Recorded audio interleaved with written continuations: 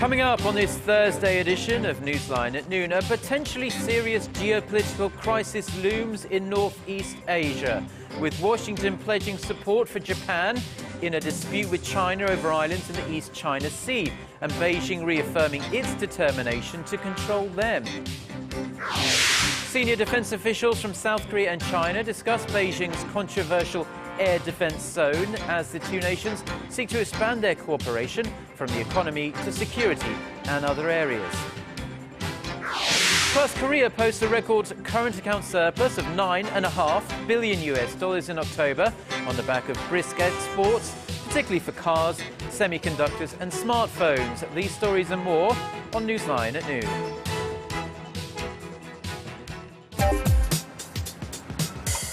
Where's the best place for bibimbap? Les Jeux Olympiques d'hiver se dérouleront-ils à Pyeongchang? هل أنتم حقاً سابع أكبر مصدر في العالم؟ この歌手は誰ですか？你好，最近哪部电视剧的人气最旺？ Korea is attracting interest from around the world.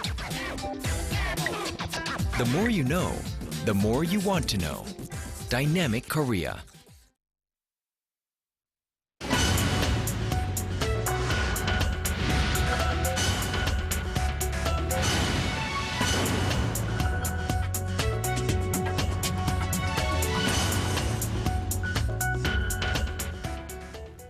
Good to have you with us. This is Newsline at noon on Thursday, November 28th. I'm Kim Hyun-ji in Seoul. And I'm Mark Broom. Top military officials from South Korea and China are holding a third round of bilateral defense strategy talks in Seoul as we speak. This is an annual vice ministerial level meeting, but this year's talks have attracted extra attention as China's controversial new air defense zone is part of the agenda. For more, let's now connect live with our Defense Ministry correspondent, Han Da-eun. Da-eun, fill us in. Good afternoon, guys. The meeting between South Korea's Vice Defense Minister Baek Sung-ju and the Deputy Chief of China's People's Liberation Army Wang Guan-zhong started at around 9:30 a.m. here in Seoul. The two are known to have sought ways to bolster bilateral defense cooperation and, of course, touched upon the controversial issue of air defense zone. The meeting is not yet finished, and we're still waiting to hear the outcome of the talks. But military officials in Seoul say they launched a complaint against China's new air defense zone, which includes the Korea-controlled Yeodo Island, and asked for a peaceful resolution to the problem. Korea has also made clear that it will not accept Beijing's unilateral declaration of the new air zone and will called for a redrawing of the zone in a way that doesn't affect Korea's national interest. Hyun-ji? Da-eun, could you tell us more about how the two countries' air defense zones overlap?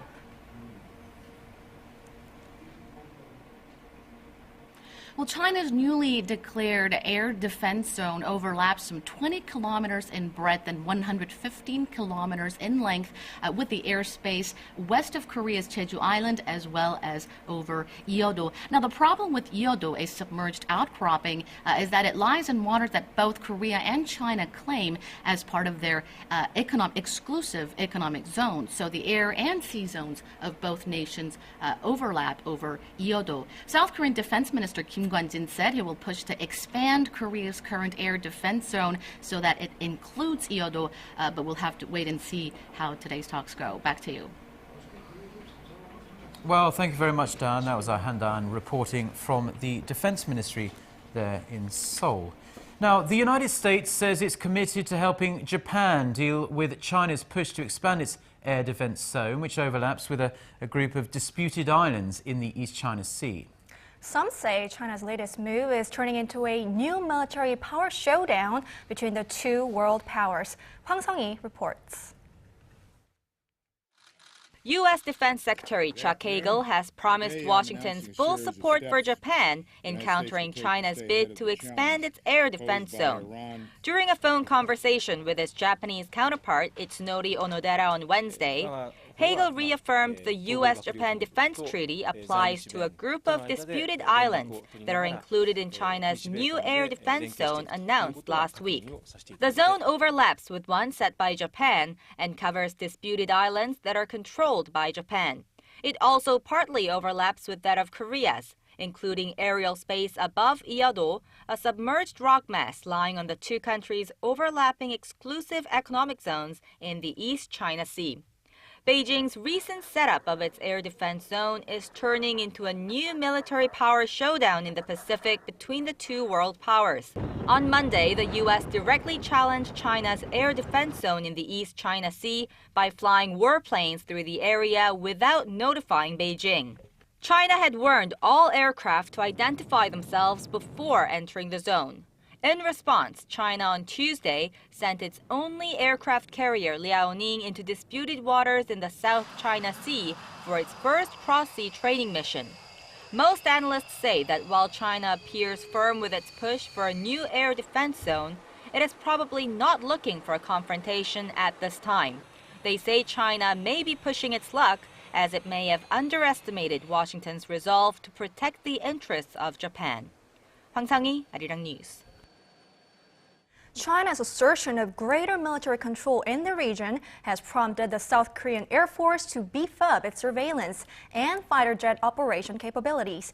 Connie Kim has more on what's at stake and how much it costs. The South Korean Air Force will deploy homegrown, low-altitude surveillance radars for the first time from 2015. Korea's Defense Acquisition Program Administration announced Wednesday that it had sealed a deal with a group of the nation's top weapons makers led by LIG Next One and already began the process of mass production. The low-altitude radar can detect a target more than 100 kilometers away in the air and provide necessary information to Korea's Master Control and Reporting Center. More than $31 million were pumped into the radar project over 5 years.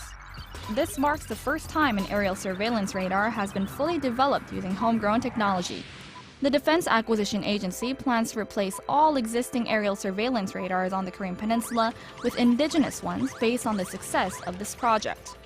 The Air Force will also purchase 4 units of aerial tankers from overseas in efforts to beef up the nation's air defenses. After holding a meeting presided over by Defense Minister Kim Kwon-jin on Wednesday, the Defense Acquisition Agency announced it'll launch bids from January 2014 and select the most suitable contender within 1 year through product evaluations. Defense Acquisition Agency spokesman Baek Yoon-young says the aerial tankers, once deployed, will bolster combat capabilities by extending the operation times of fighter jets flying long distances, including to areas near Dokdo and Iado, by more than 1 hour. It'll also allow for the loading additional weaponry instead of fuel. Currently, Korea's most advanced fighter jet, the F-15K, can operate for 30 minutes over Dokdo and for 20 minutes over Iado. Up to $942 million have been set aside to procure the 4 aerial tankers that will be deployed from 2017 to 2019. Boeing and Airbus military have been handpicked as the 2 top contenders. Connie Kim, Arirang News. U.S. Vice President Joe Biden is due to start an 8-day tour to East Asia next week, and he is expected to use the trip to convey Washington's concerns about rising tensions in the region arising from recent regional disputes and reaffirm its commitment to Asia. Our Kim Hyun-bin reports. Vice President Biden's trip to visit Korea, China, and Japan comes at a time of high tension in Northeast Asia. During his 8-day tour, Biden is expected to urge Tokyo to admit to and apologize for its wartime atrocities in an attempt to ease tensions among the 3 countries. A senior White House official pointed out on Wednesday that there are a number of difficult legacy issues remaining from the previous century between Seoul and Tokyo, and that the U.S. is continuously encouraging Japan to work with its neighbors. The official added, Biden will clearly express U.S. interest and find ways to manage, mitigate, and ultimately resolve the differences. Another key issue for Biden is the new air defense zone set by China over the weekend, which covers disputed islands in the East China Sea. With the island dispute looming large as a potentially serious geopolitical crisis in the region, Biden is expected to flesh out Washington's foreign policy in Northeast Asia. Kim Hyun-bin, Arirang News. Japanese ground self-defense force spies are said to have secretly gathered intelligence abroad since the Cold War era without informing the Prime Minister or Defense Minister. Son Jung-in reports. Kyodo News Agency reported Wednesday that Japan's ground self-defense forces have secret intelligence units in several countries, including South Korea, that operate without a legal basis.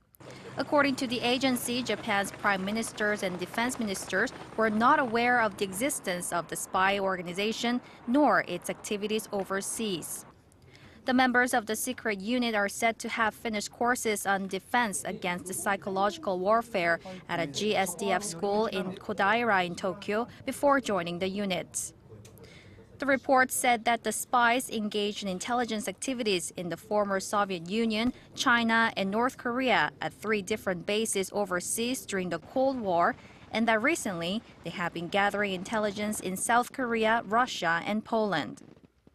The units have been reporting the information they've gathered to the chief of the Ground Staff Office and the Defense Intelligence Headquarters.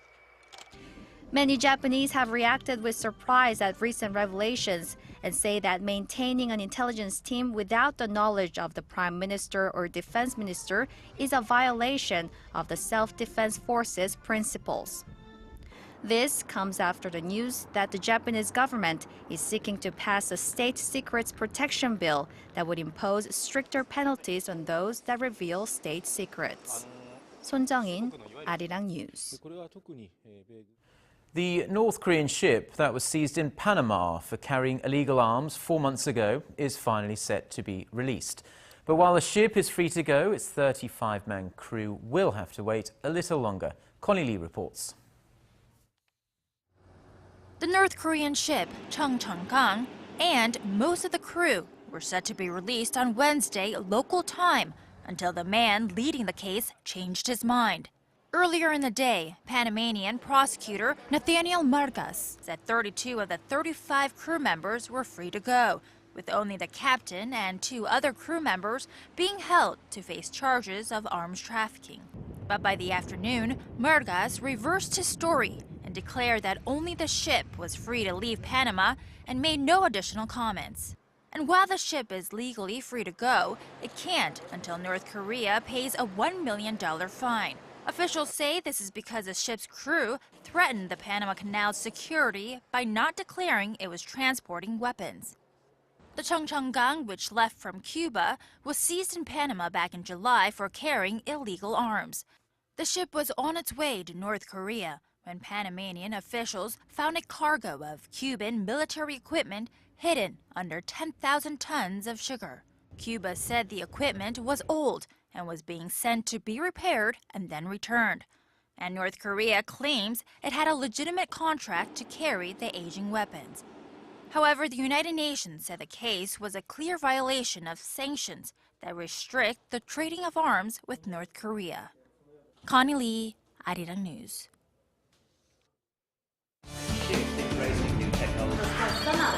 For your fill of Korean and international news. Join Chae Yu-sun and Mark Broom every weekday at lunchtime. Newsline at noon. Plenary session this Wednesday and vote on the government restructuring bills. Independent lawmaker and former presidential candidate Ahn Cheol-soo has tentatively announced plans to launch his own political party with the immediate goal of fielding candidates in next June's local elections. Yes, and for more on this, we're going to connect to our Ji Myung-gil, who is standing by at the National Assembly for us. Well, hello guys. While Ahn has not officially announced that he has started his own party yet, he has started the ball rolling by forming a preparatory committee for the creation of a new party. Let's take a listen to what he had to say. I have created a new committee to lay the groundwork for the formation of a new political party. The committee will listen to what the people have to say and communicate with the public. We'll focus on improving people's livelihoods. And said the main objective was to bring about political reform and win a lot of seats in local legislative elections, which are set for June next year. He said the main 2 political parties have made no real efforts to reform politics, and it is the Korean people that are paying the price. Ahn's plans have stirred concerns within the main opposition Democratic Party. They worry it could split the Liberal vote and hand victory to the ruling Conservative Centre Party in the polls. Some have raised the possibility of an opposition alliance between the DP and An's new party. OK, Myung-gil, and aside from An Cheol-soo's announcement, there is some controversy over the nomination of Hwang Chan-hyun as the chairman of the State Audit Board. What's going on with that? Well, Mark, this morning, ruling party lawmakers who oversaw the confirmation hearing for Hwang convened a meeting without their opposition counterparts and adopted a hearing report for the audit board chief nominee. Since the ruling party holds a majority in the 13-member special committee for Hwang's nomination, they could adopt a report without support from the opposition lawmakers. This is expected to worsen the political impasse at the parliament, which is bad news at a time when the legislature should be busy reviewing next year's budget. A plenary session will be held at 2 p.m., and Hwang's nomination is likely to be put to a vote despite fierce opposition from opposition lawmakers. Since the ruling Centre Party holds 155 seats in the 300-member National Assembly, it is widely expected that Hwang's nomination will be approved. And once that happens, many say President Park Geun-hye is likely to push ahead with the appointment of Moon Young-pyo as the new welfare minister and Kim Jin-tae as the new prosecutor general. The main opposition Democratic Party argues both nominees are unfit for the post. Well, it does seem like that is certainly an issue that will intensify the political standoff. Myung-gil, has the National Assembly made any progress auditing the budget for 2012 and deliberating on next year's budget? Well, Yeonjin, the parliament is finally done with its audit of the 2012 budget, which had been wrapped up by the end of August. The Budget Settlement Committee made a few recommendations for how the execution of budget should be improved, and the report will be put to a plenary vote later this afternoon. As far as next year's budget is concerned, the National Assembly began reviewing the budget bill on Tuesday, but progress is proving extremely slow because of the bipartisan wrangling.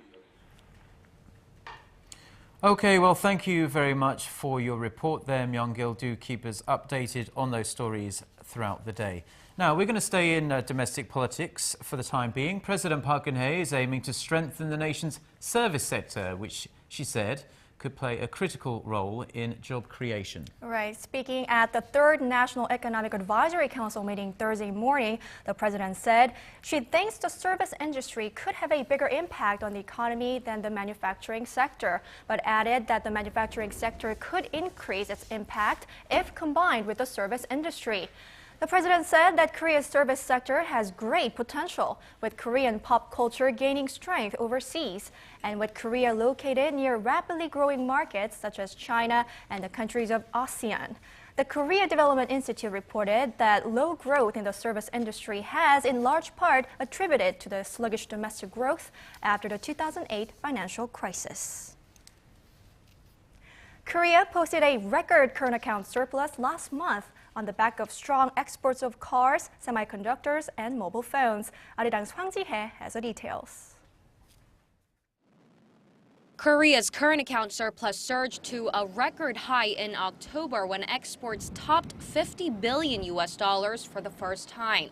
The Bank of Korea said Thursday that the surplus came in at over $9.5 billion, up nearly $3 billion from the previous month. The central bank said brisk exports of automobiles, chips, and mobile phones pushed the surplus to the uncharted territory. The October performance also allowed Korea to stay in the black for 21 months in a row. The favorable economic conditions of developed nations boosted Korea's exports. The stabilized prices of raw materials also helped improve the balance in goods trade. Exports of goods increased 8.2% from a year earlier to more than $52 billion, while imports rose 5.6% to $45.2 billion. The service account, which includes tourism and shipping, posted a surplus of around $1.5 billion in October, almost double from $870 million in September. With the current account surplus for the first 10 months topping $58 billion, analysts say it's likely that the surplus will reach $70 billion for all of this year, well over the government's forecast of $63 billion. Hwang Ji-hye, Arirang News. Anti-government demonstrations in Thailand have stretched into a fourth day, with protesters expanding their campaign outside of Bangkok and occupying additional ministries. Prime Minister Yingluck Shinawatra also faces a no-confidence vote in Parliament Thursday as the opposition tries their best to unseat her government through legal means. Kim Min-ji reports. Thousands of anti-government protesters swarmed the streets of Bangkok and other provinces as they continue to pressure Prime Minister Yingluck Shinawatra to step down. Protesters have targeted additional ministries, including the Ministries of Culture and Industry, as well as other government buildings, including the Department of Special Investigations. They also continue to occupy the Finance Building, of which they took control on Monday. The current administration is dishonest and corruption is rampant. There needs to be a change of government. I want to let the Thai citizens and the people of the world know about the problems with the current government. The protesters accuse the Prime Minister of being a puppet for her brother and former Prime Minister Thaksin Shinawatra, who was ousted in a coup in 2006. The protests have also expanded beyond the capital.